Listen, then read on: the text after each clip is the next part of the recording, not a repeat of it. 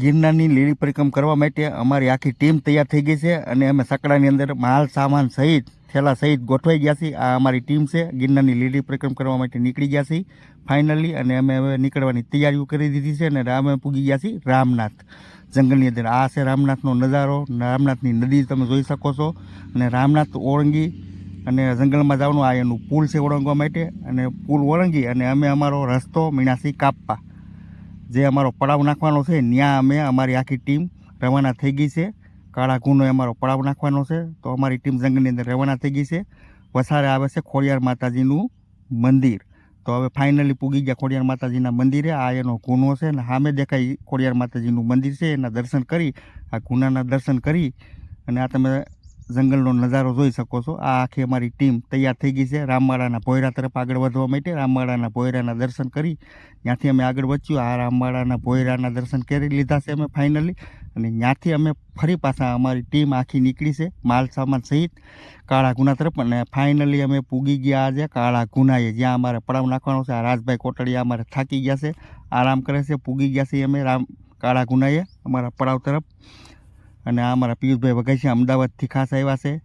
આ અમારો કાળો ગુનો તમે જોઈ શકો છો, જંગલનો નજારો જ્યાં કાળા ગુનાએ અમે પડાવ નાખ્યો છે. આ કાળો ગુનો છે, એનો નજારો તમે જોઈ શકો છો. જંગલ આ જ્યાં પહાડોમાંથી પાણી પડે છે એ આ પહાડ પાણી અને આ કાળો ગુનો તમે જોઈ શકો છો, જ્યાં અમે પડાવ નાખ્યો છે. થાકી ગયા છે. આ રસ્તો છે જ્યાં યાત્રિકો હાલે છે. અને અમારા ભીખાભાઈ વઘાસિયા રાત્રિનું તૈયારીઓ કરે છે. અને આ કાળા ગુનાવાળા બાપુ જ્યાં જગ્યામાં રહેતા હતા. આ અમે રાત્રે હવે કાજુ ગાંઠિયાનું શાક, આ પિયુષભાઈ વઘાસિયા છે કારીગર કાજુ ગાંઠિયાના શાકના. અમે રાત્રિ ખૂબ થાક્યા છીએ એટલે રાત્રે ભોજન કરવા માટે આ અમે તૈયારીઓ કરી છે.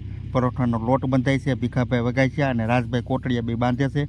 આ કાજુ બાફીને કમ્પ્લીટ કરી નાખ્યા છે પિયુષભાઈ વઘાસિયાએ, અને રાજભાઈ કોટડિયા પરોઠા વણે છે અમારે. જોઈ લ્યો કારીગર. આ અમારું શાક પણ કમ્પ્લીટ સડી ગયું છે. રાત્રિ ભોજન કરવા માટે ખૂબ થાક્યા છે અને લગભગ 9 વાગ્યા છે અમારે રાત્રિના અત્યારે, અને ભોજન અહીંથી બનાવીને તૈયાર કરીએ છીએ.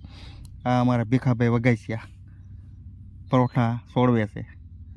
પિયુષભાઈ શાકને કમ્પ્લીટ કરે છે અને હાથે રાંધીને ખાવાની મજા જ છે. હવે અમે જમી લીધું છે અને અત્યારે અમે લગભગ 12 વાગ્યા છે ને આરામ કરીએ છીએ. તો હું રાત્રે જંગલમાં ચાલુ છે અને પિયુષભાઈ વઘાસિયા જાગે છે, અમારું ધ્યાન રાખે છે. અને અમારી આખી ટીમ અત્યારે આરામ ઉપર છે. ત્યાંથી અમે સવારે નીકળી ગયા બોરદેવી માતાજીના દર્શન કરવા માટે. અને આ અમે આવી ગયા છીએ બોરદેવીના આંગણમાં, પટાંગણમાં, જ્યાં એનું મેદાન છે. ત્યાં તમામ યાત્રિકો, લીલી પરિક્રમાવાળા યાત્રિકો પોતાનો પડાવ નાખે છે.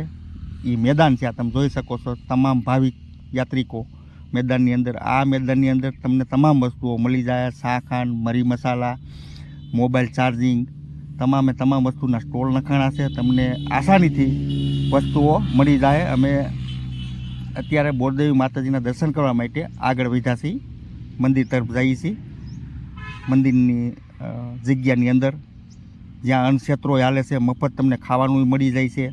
અને આ છે બોરદેવી માતાજીનું મંદિર. જય બોરદેવી માતા. તમે પણ દર્શન કરી લો. બોરદેવી માતાજીનું મંદિરના દર્શન કરી લો. આગળ કૂવાની આગળ યાત્રિકો જે છે લીલી પરિક્રમાવાળી બૈરાઓ પોતાની માનતા માની દીવા કરી અને અહીંયા એની માનતા ચડાવે છે, માનતા માને છે.